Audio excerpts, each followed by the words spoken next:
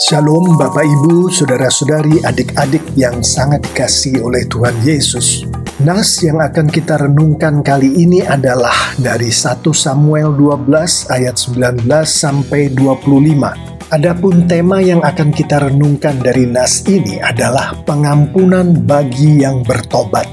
Membaca pasal 12 ini dengan seksama dan mempelajari tafsiran-tafsiran akan pasal ini secara tersurat dan tersirat, kita mengetahui bahwa Tuhan Allah Bapa di surga melalui pasal ini menyampaikan kepada umatnya bahwa Tuhan Allah Bapa di surga adalah Raja di atas segala raja dan Dia layak diperlakukan sebagai Raja di atas segala raja. Dari anak kalimat Tuhan Allahmu adalah Rajamu di ayat 12, firman Tuhan melalui Nabi Samuel mengatakan bahwa Tuhan adalah Raja.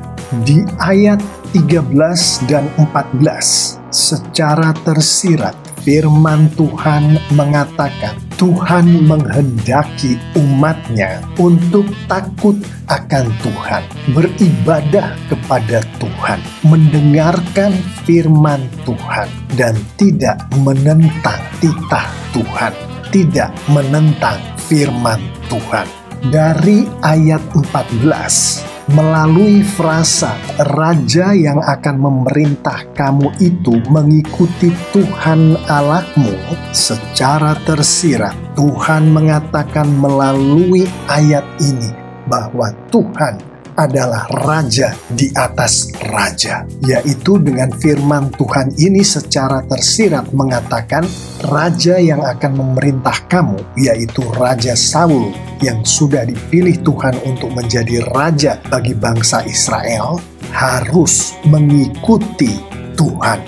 Dari ayat 10 kita mengetahui secara tersirat bahwa meninggalkan Tuhan dan beribadah kepada para Baal dan para Asitoret adalah dosa. Di ayat 19, melalui anak kalimat sebab dengan meminta raja bagi kami menambah dosa kami dengan kejahatan ini, secara tersirat menunjukkan bahwa menduakan Tuhan adalah dosa.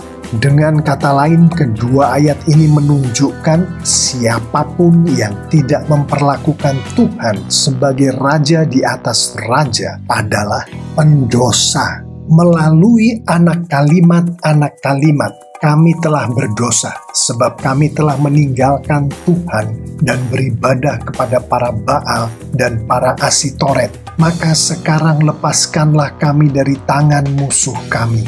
Dan Tuhan mengutus Yerubbaal, Barak, Yefta, dan Samuel dan melepaskan kamu dari tangan musuh di sekelilingmu sehingga kamu diam dengan tenteram. Di ayat 10 dan 11, melihatnya dari konteks seluruh Alkitab, secara tersirat firman Tuhan ini mengatakan hanya Tuhanlah yang dapat memberi pengampunan kepada mereka yang berdosa terhadap Tuhan.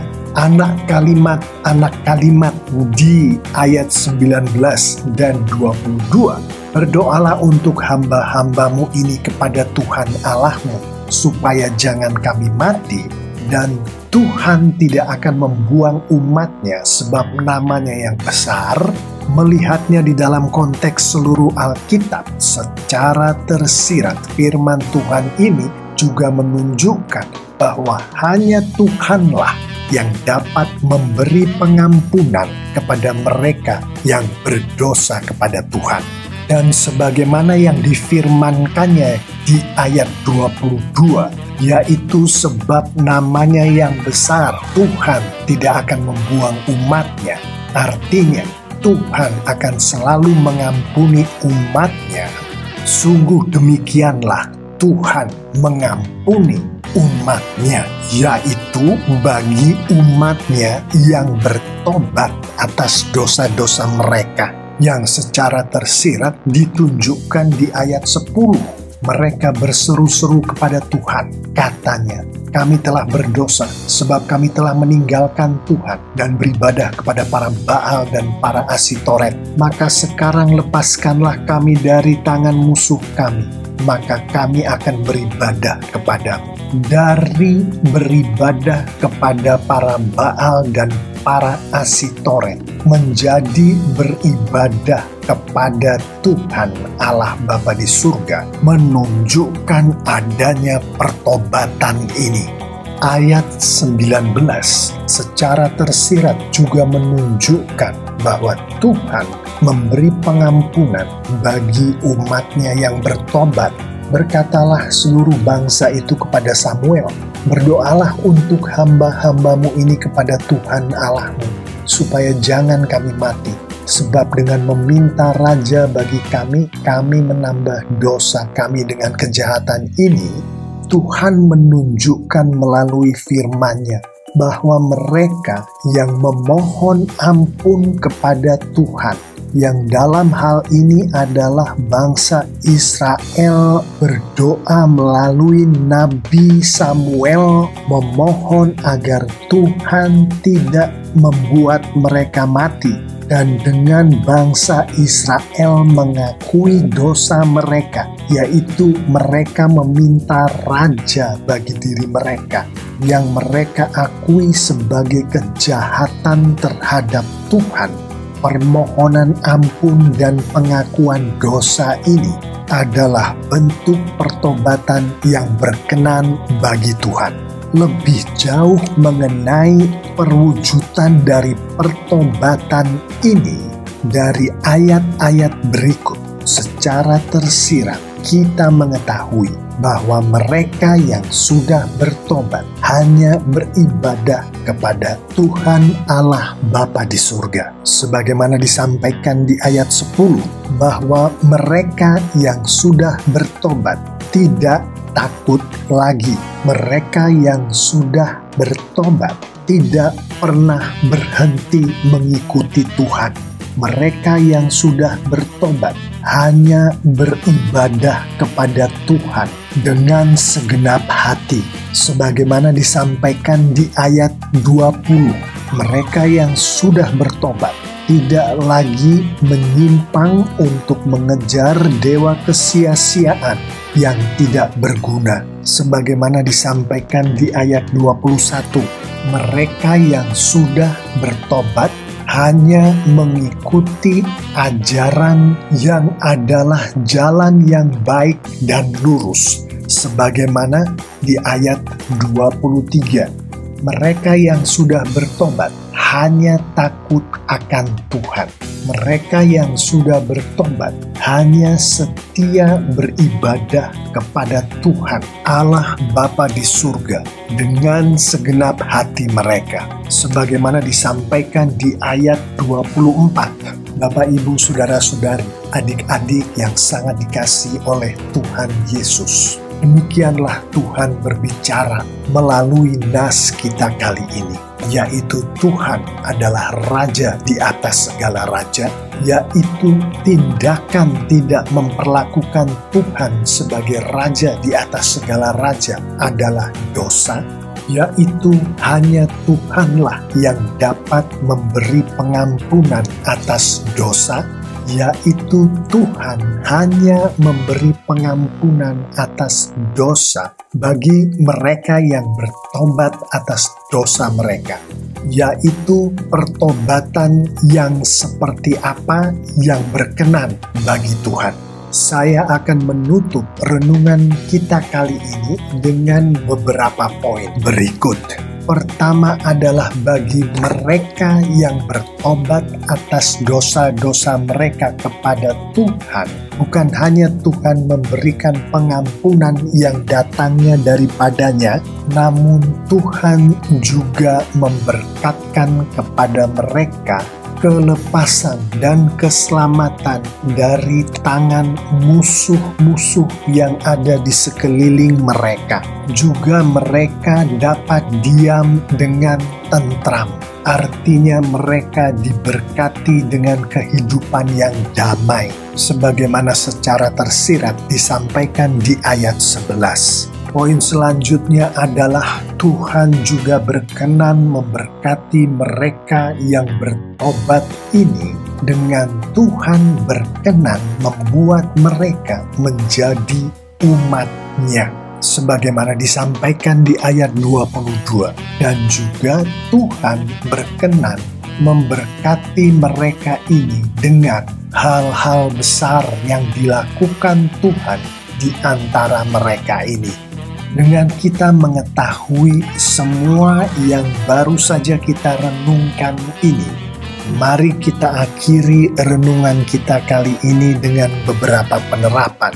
Saya akan memulai penerapan ini dengan menyampaikan sebuah pernyataan Alkitabiah berikut. Tuhan Allah Bapa di surga yang difirmankan oleh firman Tuhan melalui 1 Samuel 12 ini adalah sama dengan Tuhan Yesus Kristus yang difirmankan oleh Tuhan melalui Injil, sebagaimana diperjelas oleh firman Tuhan di Yohanes 10 ayat 30 dan ayat 38. Dari ayat 30, Aku dan Bapa adalah satu, kita mengetahui bahwa Tuhan Allah Bapa di surga dan Kristus Yesus adalah satu.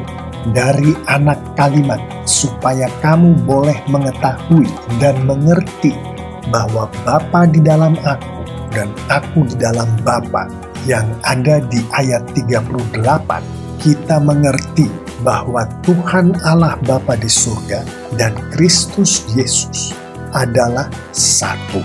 Berdasarkan ayat 30 dan 38 ini, maka pernyataan Tuhan Allah Bapa dan Yesus Kristus adalah satu dari apa yang sudah kita renungkan tadi. Artinya, Kristus adalah Raja.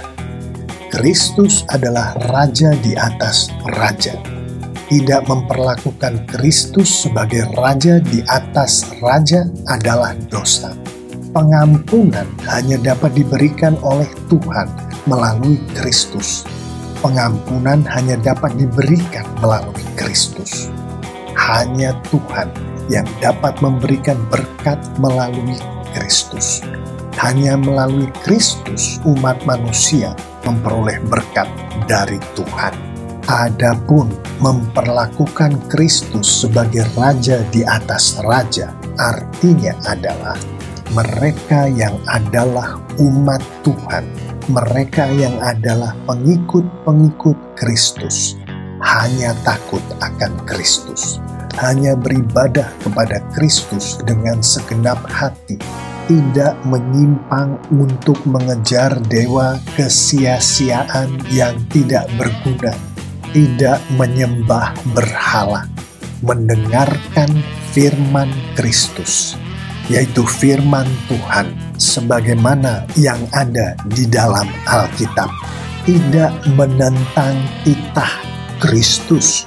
Titah Kristus ini adalah firman Tuhan, yaitu mematuhi dengan taat jalan yang baik dan lurus yang adalah firman Tuhan dengan segenap hati.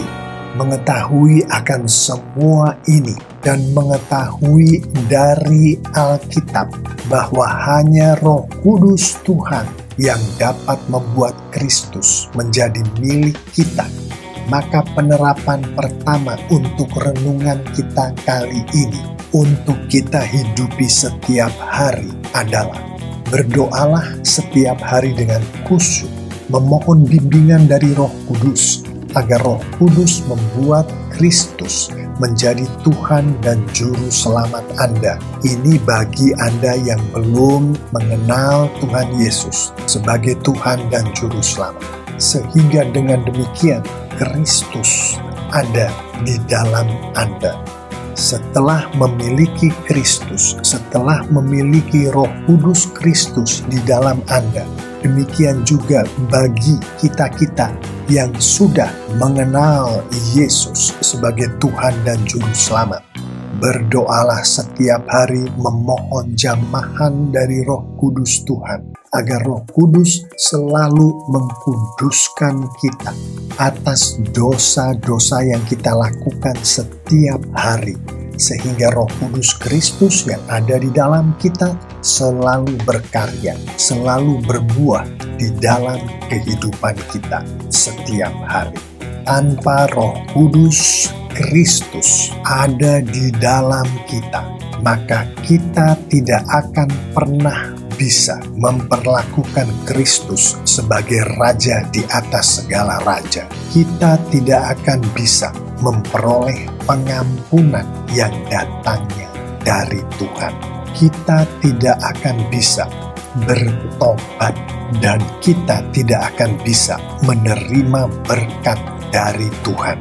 Perwujudan dari penerapan pertama ini termasuk anak-anak Tuhan berdoa setiap hari dengan khusyuk bagi mereka yang belum mengenal Tuhan Yesus, bagi diri mereka sendiri, bagi sesama umat Tuhan, sesama pengikut Yesus, termasuk anak-anak Tuhan berserah diri kepada Roh Kudus untuk dikuduskan oleh Tuhan setiap hari, termasuk mereka yang belum mengenal Tuhan Yesus, membuka hati mereka atas pekerjaan Roh Kudus setelah mereka didoakan oleh anak-anak Tuhan itu untuk mereka diselamatkan oleh Tuhan.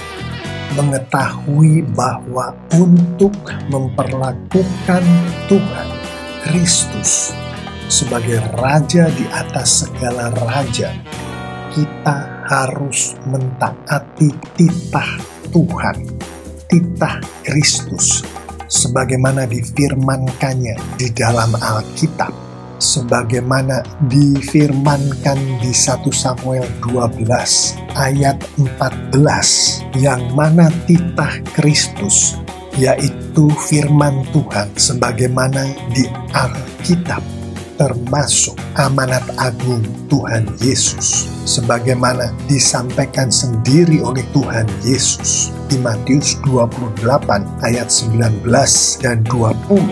Karena itu pergilah, jadikanlah semua bangsa muridku, dan baptislah mereka dalam nama Bapa dan Anak dan Roh Kudus, dan ajarlah mereka melakukan segala sesuatu yang telah kuperintahkan kepadamu.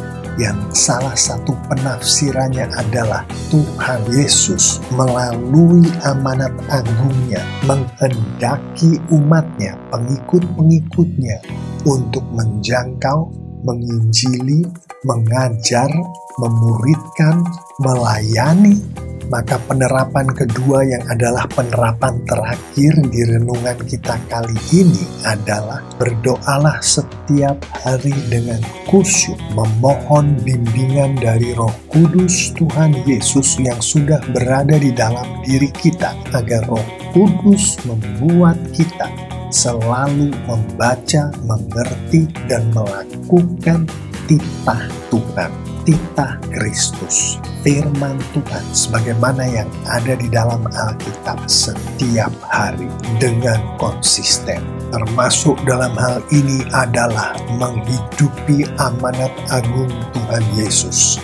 Perwujudan dari penerapan ini termasuk anak-anak Tuhan berdoa setiap hari dengan khusyuk, memohon Roh Kudus Tuhan untuk memampukan kita menghidupi firman Tuhan, menghidupi amanat agung Tuhan Yesus setiap hari dengan konsisten. Termasuk anak-anak Tuhan berserah diri kepada Roh Kudus Tuhan untuk dipakai oleh Tuhan untuk menghidupi firman Tuhan, termasuk menghidupi amanat agung, termasuk menjangkau, menginjili, mengajar, memuridkan, melayani. Bapak, Ibu, saudara-saudari, adik-adik yang sangat dikasihi oleh Tuhan Yesus, saya mengimani jika kita semua umat Tuhan, pengikut-pengikut Tuhan Yesus, menghidupi firman Tuhan ini lengkap dengan penerapan-penerapannya, maka Tuhan kita semakin dipermuliakan dengan luar biasa hari lepas hari. Alkitab secara tersurat dan tersirat menunjukkan kepada kita, anak-anak Tuhan, yaitu kita semua yang dipakai oleh Tuhan untuk memuliakan Tuhan, untuk menyembah Tuhan, untuk memperlakukan Tuhan, untuk memperlakukan Kristus sebagai Raja di atas segala raja, pasti semakin diberkati dengan luar biasa oleh Tuhan. Amin.